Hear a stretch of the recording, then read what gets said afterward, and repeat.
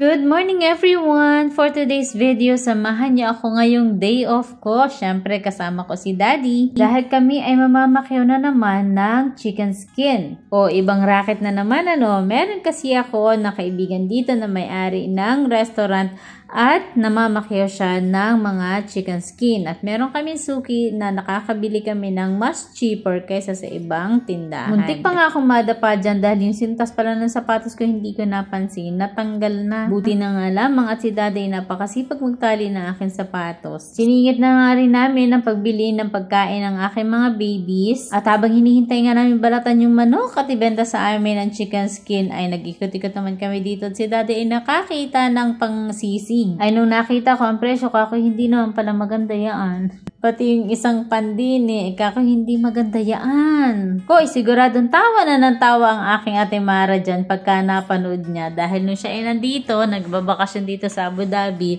ay minsan ko siyang sinamahan. Nung nakakita napakagandang blouse or polo shirt pala, ay sabi niya, yan ganda-ganda nga. Ay nung nakita ko ang presyo, kako hindi maganda yan. Ay di tawa ng tawa. Katulad na rin pressure cooker na ito. Ayan ay binili niya. Nandudo na sa Pilipinas, nakalipad na.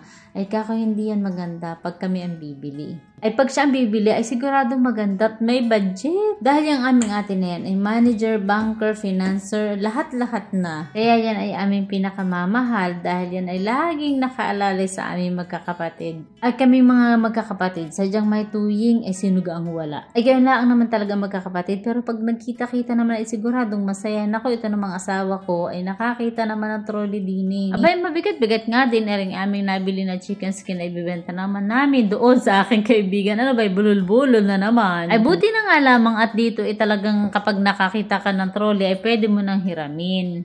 Ay hiramin ng walang paalam ha. Ay wala namang pagpapaalaman at nasa gitna lang naman yan ng kalsada. Eh habang nga kami nagtutulak dinin, nakakita na naman ng isang mas maliit pa. Ay siya di i-transfer. O diga, dini sa Abu Dhabi, pagka ikaw ay mamamalengke, masipag ka lang maglingon-lingon diyan. Ay meron ka ng trolley, kaya kahit anong bigat ng iyong dala-dala, ay di kayo wala namang problema. O, di ba? Ay di mas maliit ng kaunti itong aming hila-hila na ito. Kaya nga lamang ay napansin namin ay parang walang direction itong aming nakuhang trolley. Ay yung isang direction ay papuntang Qatar, yung isang direction ay papuntang Bahrain. O, kita mo nga yan. O, kita mo't hindi alam kung anong gusto. O ay ganito pala ang gusto para hindi pa ikot-ikot. Ay di hinila-hila na nga lang ni Daddy ng ganyan. Imbis na yung nasa unahan ang ating uunahin ay ganito na nga ang nangyari.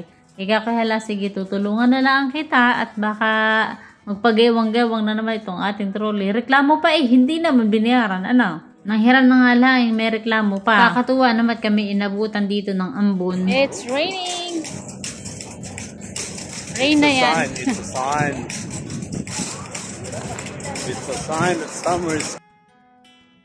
Senyales na nga summer na. Pagdating naman namin sa bahay, itong aming inabutan, aba, nakapagluto na naman ng merienda itong aking anak. At siya daw ay gagawa ng crinkles at itong ang velvet na tinapay na tinatawag niya. At yan naman ay kanyang ibebenta. O, diba? Hindi kayo kami kanya-kanyang racket nga. Habang itong dalawang batuta naman ay kanya-kanyang racket din, ay alam na kung sino ang spoiled. Aba, itong si Sabi at saka ang kanyang Papa Samsam ay talagang hindi pa pwedeng hindi susubuan Isipin mo naman ay meron naman talaga silang bowl na lagayan ng kanilang pagkain ay ayaw kainin Ang gusto talaga ay magpapasubo pa sa kanilang daddy. O di dalawang kamay nga ang gamit ng daddy niya para lang mapakain itong dalawang mag-ama. Tingin pa nga sa akin at sinasabihan ko anong vision ninyong dalawa? Kumakatingin si Samsam sa akin parang sinasabi sa akin ano baga ang pakialam mo kami nagugutom at ito ang aming gusto Tingnan mo naman ito si Savi at talagang inaagawan pa ang kanilang papa. Ay, mag-isa lang pala siya.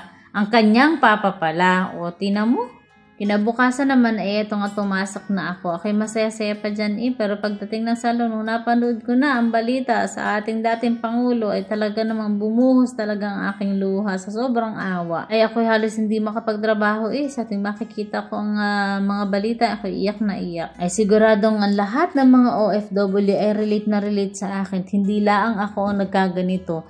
Buti na lamang itong aming madam ay tumawag at kami daw ay pupunta ng Tauji para sa aming seminar at training. Ayun, medyo nalibang-libang ang aking isip pero Habang kami ay nasa sasakyan ay nagkikwentuhan kami nitong aking madam.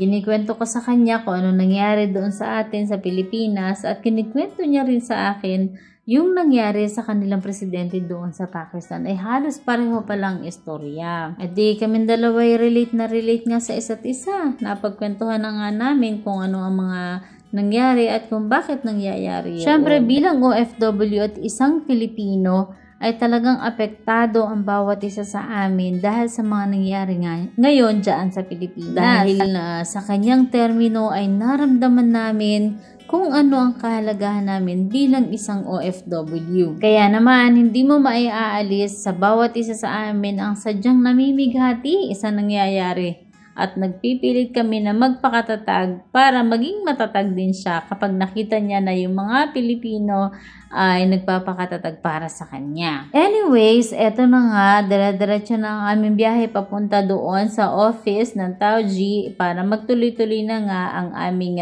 seminar. At nang sa gayon ay matapos na ng tuluyan yung aming visa. Ganun nga dito sa Abu Dhabi, kapag ka ikaw ay magtatrabaho, kailangan meron kang visa para hindi ka maging illegal worker dito. Siyempre, bago tayo magka-visa, kailangan mo nang applyan ng work permit, magme-medical, at Tauji, at marami pang iba. Yan ay 2 years na visa mo. Ay halos sinabot din kami ng 1 oras doon. Pagkatapos naman nun ay nihatid na rin kami nila madam pabalik dito sa aming salon. At sadyang talagang ramdam mo na nga talaga ang summer. Kita nyo naman kung gaano kasingkad ang init, pero napakasarap naman sa pakiramdam kasi nanggaling nga tayo sa sobrang lamig.